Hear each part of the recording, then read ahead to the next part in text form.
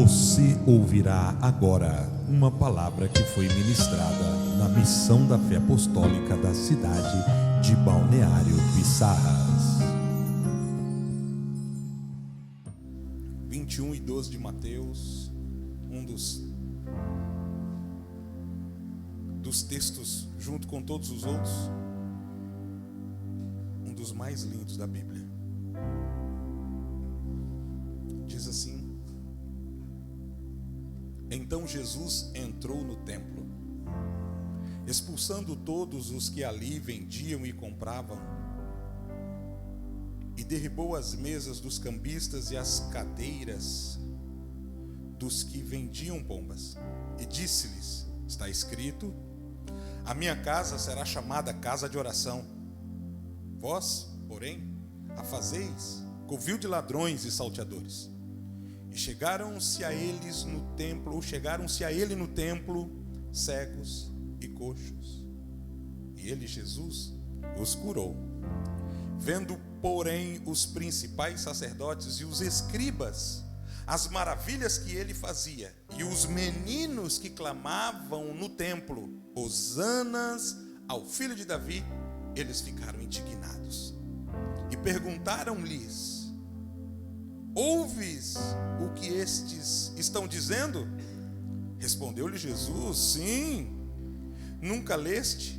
Da boca dos pequeninos e das crianças, de peito tiraste o perfeito louvor. Aleluia. Glória a Deus. Aleluia.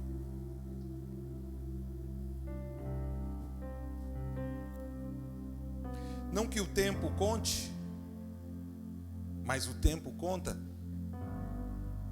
E em um processo constante de retrospectiva, eu fiz um autoanálise da minha história. Como eu vi agora há pouco o irmão Salésio falando, 13 anos de caminhada. Eu fiz uma análise na minha história, e nessa história 20 anos de ministério. Porém, boa parte da minha vida, sempre, de alguma maneira, dentro de cada fase, como criança, como adolescente, como jovem, servindo a Deus. E nesse processo, ou nesse tempo de serviço, depois de 41 anos de idade, eu olho para a minha história, Raul,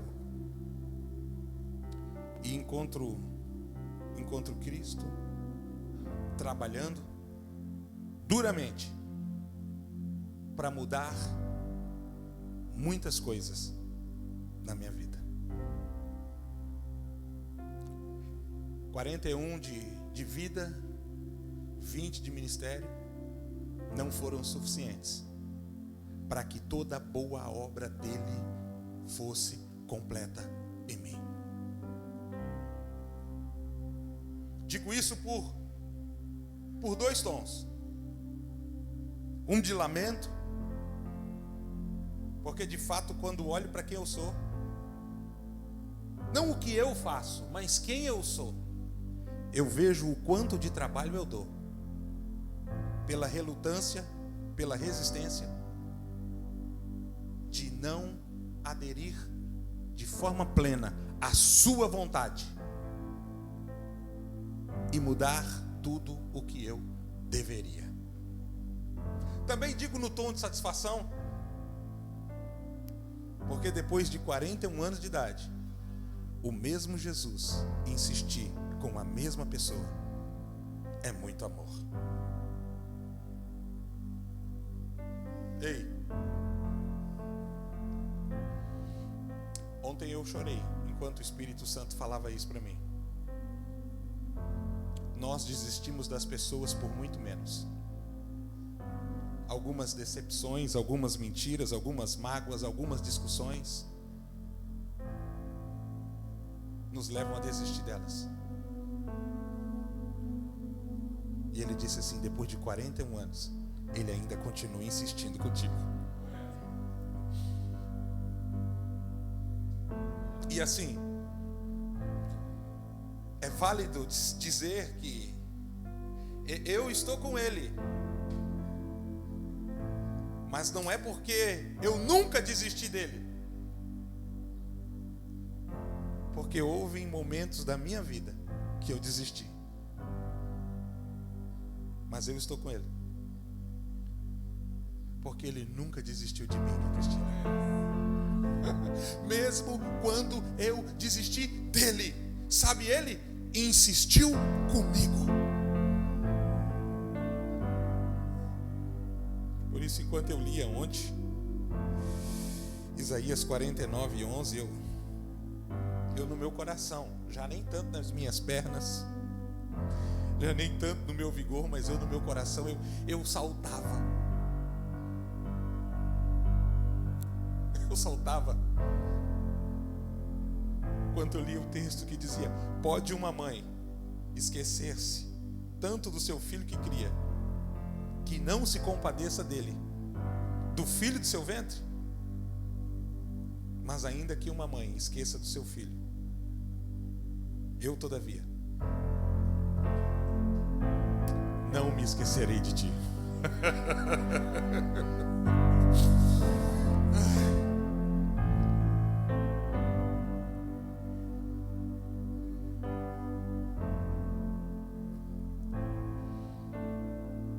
O texto em questão essa manhã retrata exatamente uma obra muito cara, que exige e dá muito trabalho para que esta obra seja concluída. O preço da obra. O preço da obra é causa, razão e circunstância de me tornar um adorador por admiração e também um adorador por gratidão. Admiração porque quando eu olho para Cristo e vejo toda a sua história e toda a sua vida e quem Ele é e o que Ele fez, abrindo mão de tanto, de tudo, irmãos, falando de mim, por nada, trocando o luxo pelo lixo. Oh, meu Deus, me poupando da dor do inferno, ao custo de sua dor e sofrimento, me faz com que eu seja um adorador de admiração.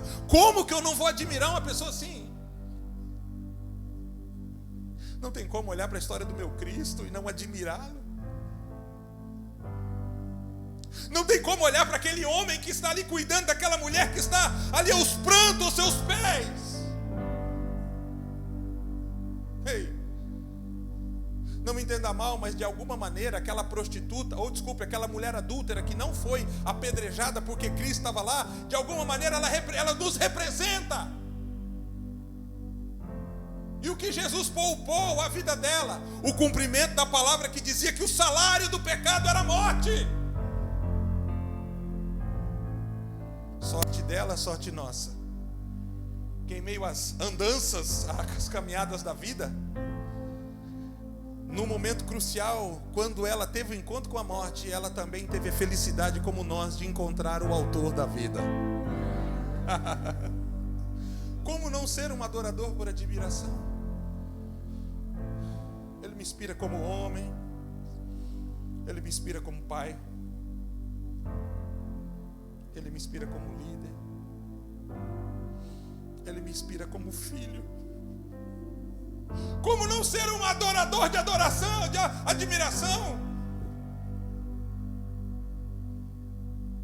Porque nos momentos mais difíceis da sua história, momentos insuportáveis para qualquer um de nós, Ele optou pela vontade de Deus quando Ele disse: todavia, Pai, não faça a minha vontade, faça a tua. Como não ser um adorador por admiração? Ele perseverou, Ele suportou o deserto, Ele venceu Satanás, Ele foi afrontado, Ele foi ofendido.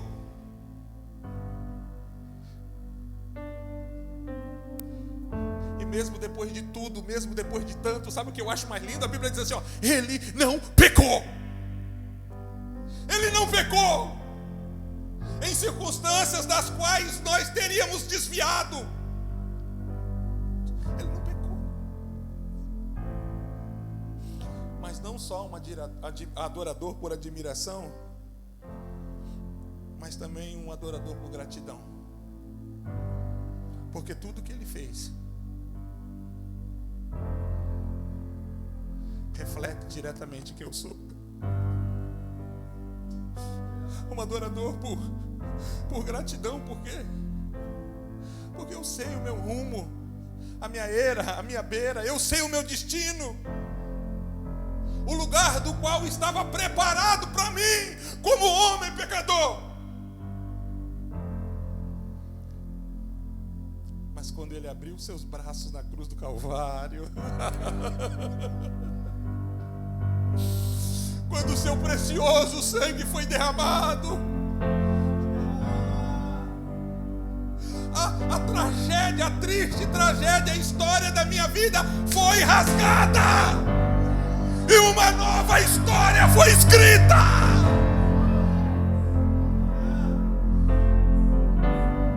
Eu não sou quem eu sou por causa de quem eu sou ou o que eu faço. Eu sou quem eu sou por causa daquilo que Ele é e aquilo que Ele fez.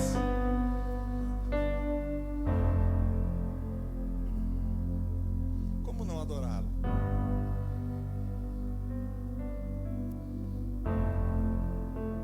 Eu sou um adorador por satisfação.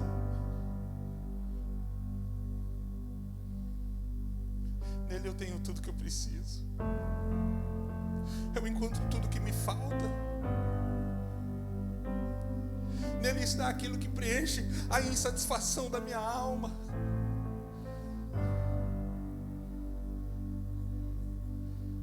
Como não adorá-lo? Mas diga-se,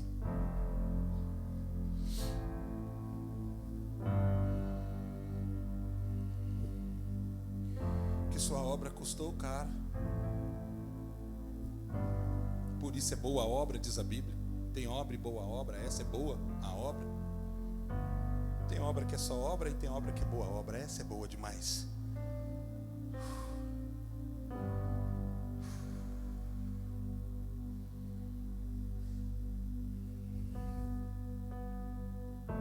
O texto em questão trata exatamente o início, um momento crucial de mudança na nossa vida, porque mostra a forma tão enérgica que Cristo trata-nos para que a nossa vida possa estar de acordo com aquilo que Deus deseja. E olha, queridos, embora servos, embora servindo, embora comissionados, embora uma vida com propósito, embora chamados, embora dotados de talentos e dons, como ação principal, o que mais pesa para Deus, nada disso, simplesmente porque somos filhos. O filho mais talentoso não tem mais amor do pai do que o menos talentoso. Talvez outras coisas, mas amor não. Mas a força que Deus emprega para que nós possamos ter a vida que Ele deseja, às vezes é muito mal compreendida por nós. E uma das coisas que eu aprendi ao longo desses anos, talvez seja um grande paradoxo, é que para Deus, muitas vezes, irmã Elisiane, mostrar que Ele é bom, Ele precisa se mostrar ruim.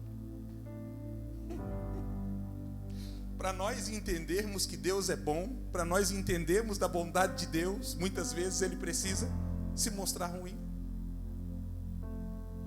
Porque a correção, ela sempre trata a rebeldia da nossa alma, a relutância quanto à aderência à vontade dEle. A correção, a força tem de colocar as coisas no eixo. Por que eu disse a força? Porque dói. Porque dói. O coração inclinado a obedecê-lo com mais facilidade sempre sofre menos. Nem sempre foi o meu caso. Talvez tenha alguém a quem também assim seja. Mas com menos força, com mais força. Algo eu sei. Deus, sempre ativo. Sempre ativo. Sempre ativo. Fazendo como Jesus fez, e o que ele fez é exemplo daquilo que ele faz. Porque o que ele fez não dizia apenas a respeito de Israel, mas também da sua noiva, da sua igreja, também dos seus irmãos, também dos filhos de Deus, de nós. E embora uma comparação, mas de fato uma grande verdade, de que quando ele chega, como ele chegou ali, como diz o paulista, quando ele chega chegando. Ele chega chegando.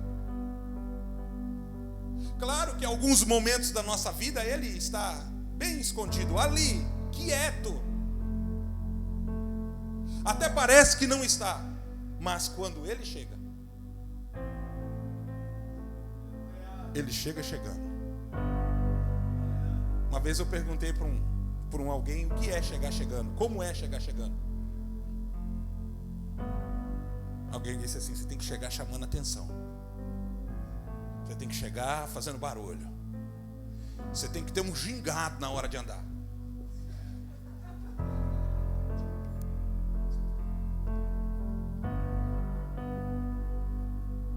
Seu perfume tem que marcar o lugar.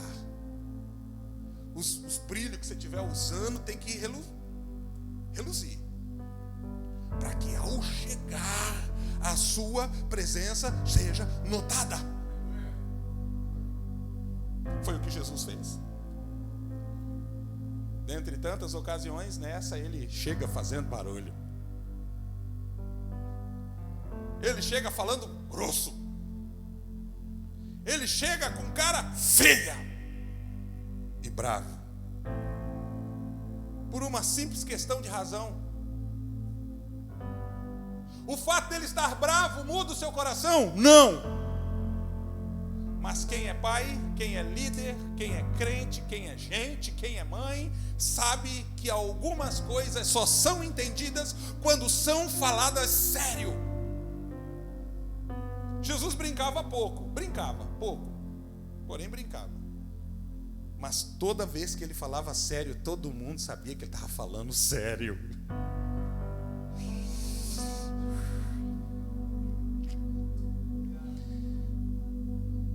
Diz a história que quando ele chega no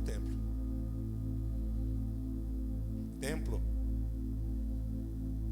um lugar que trazia todo um contexto histórico de poder e manifestação de Deus, que foi culminando ao templo, começando desde o tabernáculo, passando pela tenda, sendo construído por Salomão, o templo, quando Jesus chega num lugar histórico, num lugar que tem história de manifestação e poder de Deus, um lugar de testemunho de Israel quanto à veracidade da palavra e da existência do Deus vivo. Quando Jesus chega lá, Jesus não gosta daquilo que ele vê. Ao contrário de muitos, Jesus nada é indiferente. Toda vez que ele identificar algo na nossa vida que precisa ser mudado, entenda, ele vai começar a trabalhar. Isso o mobiliza, isso o movimenta, isso o coloca em ação.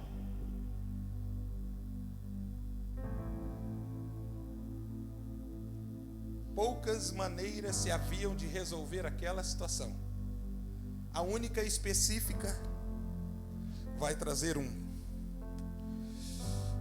uma grande repercussão no seu ministério, mas ele, pouco preocupado com o que as pessoas vão dizer em relação a uma obra em processo, vai agir. Diz a Bíblia que ele passa a mão no azorrague, chicote romano. E gente, contrariando a vontade de todos, Jesus desce no lombo de quem precisa. Sem autorização legal, a forma de pedido, posso. Sem documento dado como autoridade para isso. Ele passa a mão no chicote e desce no lombo daqueles que precisam. Diz a Bíblia que quebrando, chutando, botando para fora os cambistas, as gaiolas das aves, dos animais que estavam ali, mostrando o quê? Que existem coisas na nossa vida, que saem quando Jesus chega. Ai, Jesus chegou. Sai, tem coisa que sai. Sai porque não suporta dividir o espaço com Jesus. Tem coisas que saem. Estavam ali, mas só estavam ali porque o espaço estava vazio. E casa vazia, daqui a pouco é ocupada. Algumas coisas saem no automático. Por quê? Porque não tem visão o suficiente para encarar tanta luz. Então sai. Sem relutância, sem insistência, simplesmente sai. Mas existem outras coisas que mesmo com a chegada de Jesus, Lucas, vão insistir em ficar ali. Essas são as coisas relutantes da alma. Aquelas que de alguma maneira ainda têm em si esperança de estar no controle e no domínio da nossa vida. Que de alguma forma ainda não estão convictas que nós somos totalmente de Cristo. Por isso lutam diariamente por um território no nosso coração que está sobre o seu domínio, sobre o seu controle. Esses assim, sai daqui. Só com isso não sai. Esses com eu quero que saia, esses não saem. Esses assim, vai embora, esses não vai.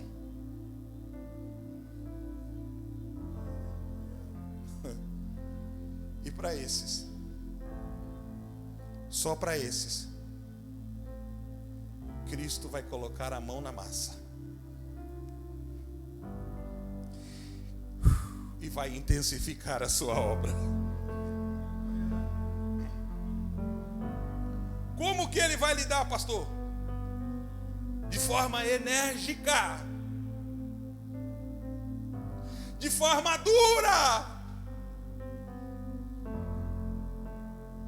por várias razões. Mas penso que a principal de todas elas é porque aquilo que está ali, ocupando um espaço ali, também faz com que aquilo que está ali, ocupando um espaço ali, não permita com que aquilo que está lá no céu, com que aquilo que está lá em Deus, ocupe o espaço daqui. Então, se dois objetos não podem ocupar o mesmo espaço, existem algumas coisas que só vão entrar, só vão se cumprir, só vai acontecer quando outras coisas pararem, quando outras coisas saírem.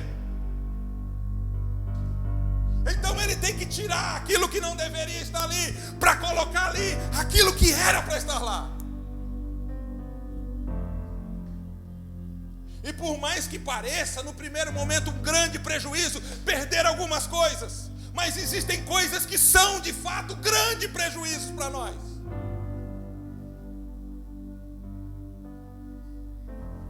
E Cristo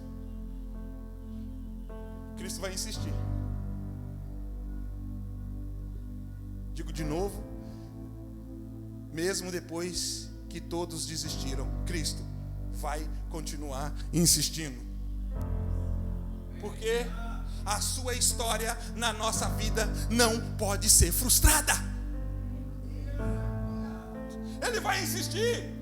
E a insistência dele em relação a isso fará com que ele tome decisões difíceis, mas que precisam ser tomadas, porque ele terá que empregar força.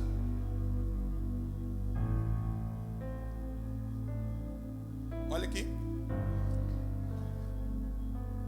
Aquilo que mais dói em relação àquilo que Cristo faz é aquilo que nós somos mais relutantes em não querer mudar. Aquilo que ele mais insiste ao longo dos anos com a mesma história, com o mesmo pedido, com a mesma obra, que tem pouco resultado, é aquilo que nós somos mais relutantes em mudar. Aquilo que você diz, não, tudo isso, mas isso não, é exatamente isso que faz com que o azorrague, o chicote dele de tempo em tempo, olha no nosso ombro, por quê? Porque ele quer o melhor, o melhor.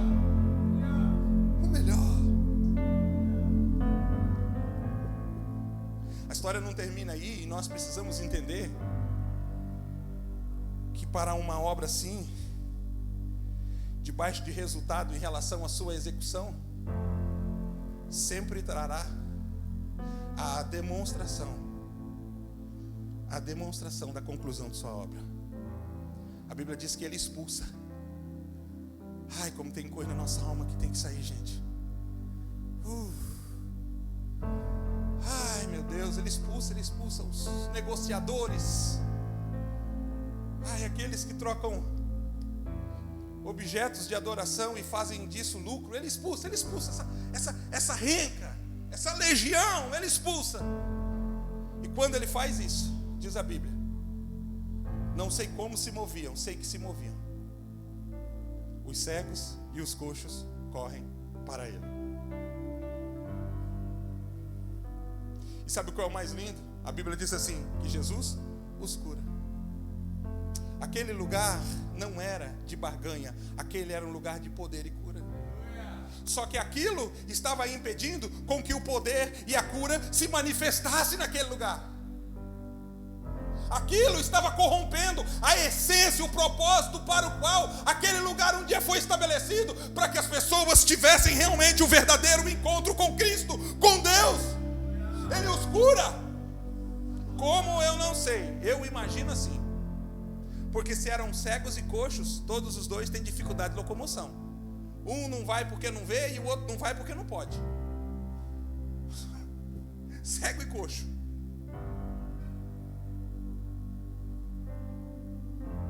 Talvez esteja ligado à deficiência física, à situação desse lugar.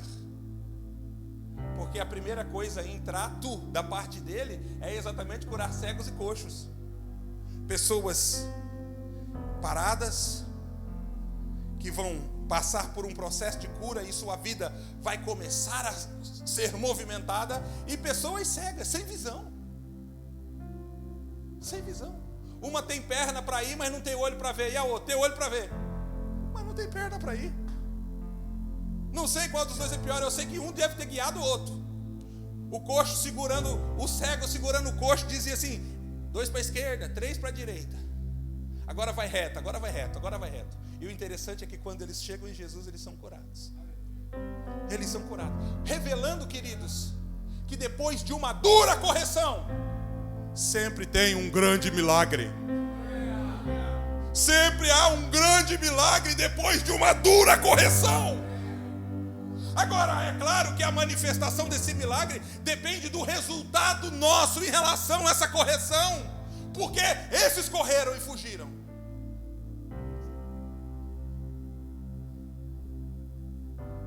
Pastor, o milagre não aconteceu ainda. Bota os cambistas para correr, para você ver. Bota os cambistas para correr, para você ver. E assim, a quantidade de personagens nessa passagem é fantástico. Porque tem os cambistas, porque tem os coxos e cegos. E depois assim aparece um grupo que tem tudo a ver com um tanto da nossa alma, em processo de mudança, ou uma manifestação ao longo do processo, que são os escribas e fariseus. Porque logo depois que Jesus cura os cegos e os coxos, algo incrível acontece. Os meninos, os adoradores, começam a adorar, dizendo: Hosanas ao filho de Davi, Hosanas ao filho de Davi, Hosanas ao filho de Davi. Gente, olha, depois que ele purifica o templo, depois que ele restaura ali o milagre, depois que a adoração é restaurada, só que junto no bojo de tudo isso que está acontecendo, e ele vai dizendo: a minha casa será chamada casa de oração, e depois ele cura os cegos e coxos, e depois os meninos ali começam a adorar, a adoração é restaurada, se manifesta um grupo chamado escribas e fariseus. Enquanto os cambistas corriam, enquanto os cegos viam e os coxos andavam, e os meninos adoravam, os escribas e fariseus, diz a Bíblia, que eles criticavam Jesus. Eles criticavam Jesus. Como quem está dizendo: tudo isso, é um grande exagero, extravagância demais, falta de ética. Não precisa tanto, Deus não é surdo. Eu posso ser crente ao meu jeito, à minha maneira, ao meu modo, seja o modo da Bíblia, nem ao modo do pastor, que o pastor está tentando ser o modo da Bíblia. Eu posso ser crente à minha maneira, quando eu quero, do jeito que eu quero.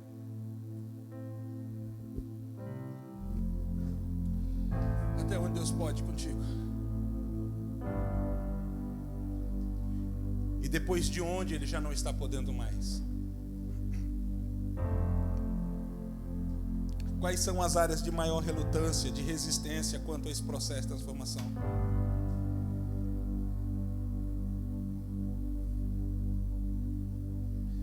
Pastor, feriram o meu orgulho. Não se preocupe, Jesus entende perfeitamente. Cuspiram em seu rosto, o colocaram nu perante uma multidão. Palavras de blasfêmia foram ditas contra ele, sendo ele totalmente inocente.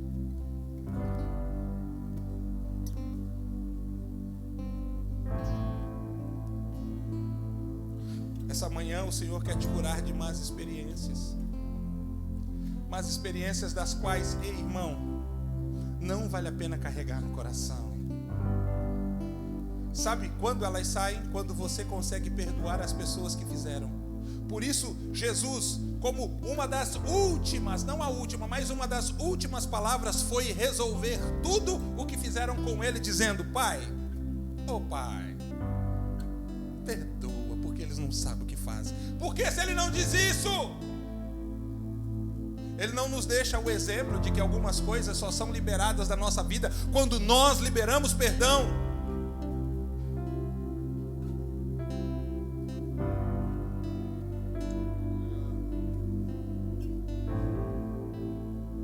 Sabe qual é a parte mais difícil para minha esposa lidar comigo?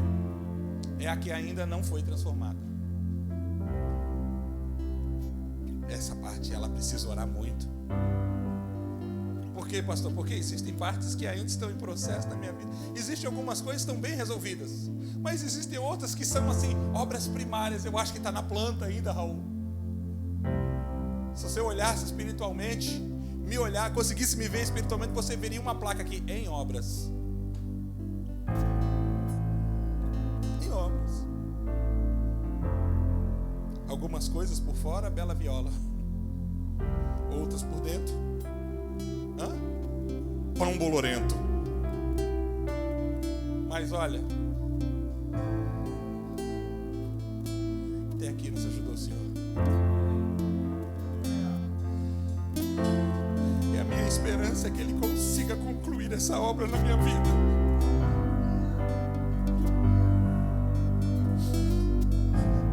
Ontem a missionária Vaninha em oração, eu disse assim: Senhor, como seria a minha vida se a tua obra estivesse mais avançada em mim? quantidade de coisas que eu já recebi por isso, mas agora, em tom de lamento, a quantidade que eu deixei de receber por isso.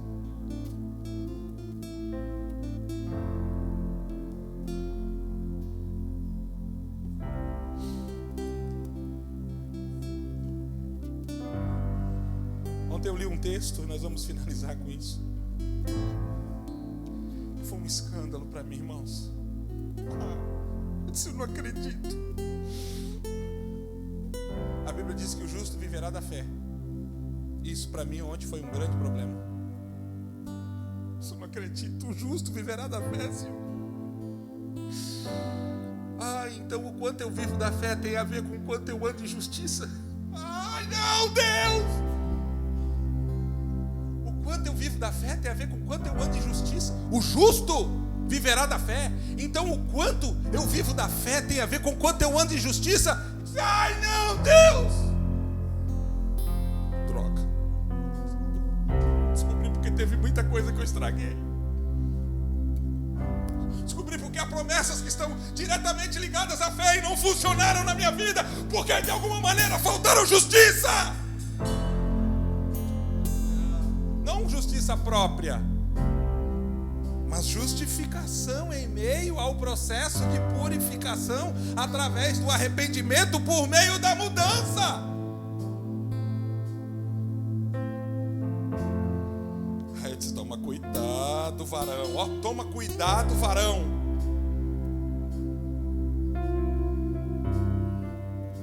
Porque por falta disso você anula aquilo que só vem através da fé. Falei, oh meu Deus. Como é que eu não vou desejar uma mudança na minha vida? Como, olhando para a Bíblia, não vou desejar ser alguém melhor? Como?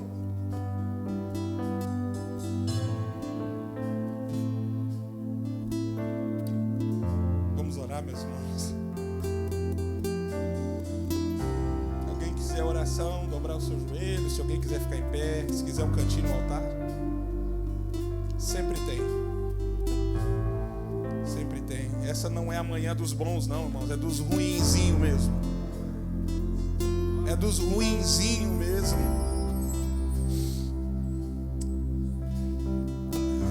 Mas não tome isso como agressão à sua alma. Porque é Ele dizendo, eu faço tudo o que é preciso para te tornar uma pessoa melhor, para que eu possa cumprir as minhas promessas na tua vida.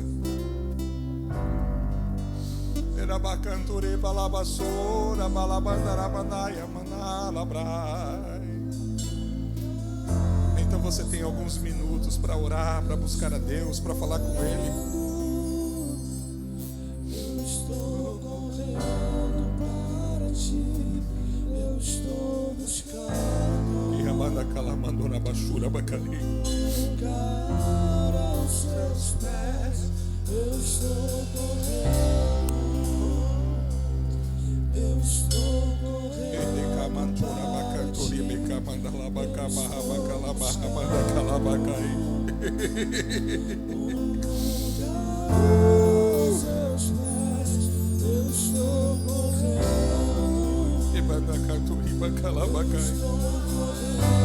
Para ti, eu estou buscando um lugar aos seus pés. No nome de Jesus, essa manhã nós adoramos o Senhor por tanto de sua parte em nosso favor.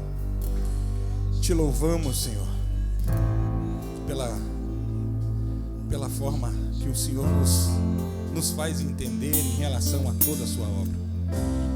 Sim, de fato, às vezes ficamos tão confusos quanto a tantas coisas, mas hoje nós saímos daqui cônscio quanto às tuas ações, mesmo as mais difíceis, as mais enérgicas, é o Senhor, através do seu amor, lutando para que pessoas como nós tenhamos a vida que o Senhor deseja que nós vivamos. Porque o Senhor nos faz entender que a vida que o Senhor tem para nós é muito melhor do que a que nós estamos vivendo. E é sobre esta vida que nós queremos estar, Senhor, a vida que vem do Senhor, o Zoé de Deus, o teu ruá, o teu fluir. Assim te damos liberdade para que, como vasos, se preciso for, sejamos quebrados, moldados, mudados, transformados. só não para a tua boa obra. Continua, Senhor, mesmo quando nós não queremos mais, insiste, mesmo depois que nós desistimos. Continua fazendo aquilo que precisa para que possamos então, Senhor, estarmos plenamente de acordo com a tua vontade, plenamente de acordo com a tua palavra. Que esse lindo processo de transformação não seja interrompido por nossas incredulidades ou ansiedades, mas que o Senhor, com sua mão de poder, possa de forma contínua continuar fazendo. Tens toda a liberdade no meu coração, na nossa história, na nossa vida. Sim, Senhor. Assim nós te adoramos e te louvamos, bondoso Pai, pelo poder do nome de Jesus.